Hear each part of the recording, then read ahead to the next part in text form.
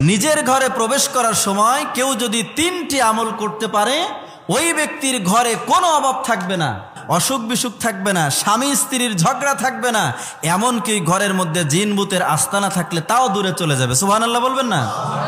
3টি আমলের প্রথম নাম্বার আমল হচ্ছে, আমরা যখন ঘরে ঢুকতে যাব আমরা তখন জোরে একটা সালাম দিব। কি করব? সালাম দিব। আমরা ঘরে ঢোকার সময় সালাম দিই না, মনে করি বউকে সালাম দেবো, এটা তো একটা শরমের ব্যাপার, সন্তানকে সালাম দিব, এটা তো একটা শরমের ব্যাপার না। আপনি সালাম দিবেন আপনার ঘরে প্রবেশ করার সময়, ওখানে ফেরেশতারা আপনার সালামের জবাব দিবে, জিন ভূত থাকলে দূরে চলে যাবে। এই জন্য ঘরে ঢোকার সময় প্রথম নাম্বার আমল কোনটা? সালাম। আমরা ঘরে ঢোকার সময় জোরে একটা সালাম দিয়ে তারপরে প্রবেশ করব। দ্বিতীয় নাম্বার, আমরা ঘরে ঢোকার সময় আমরা ঘরের দরজায় দাঁড়িয়ে সূরা ইখলাস কয়বার পড়ব?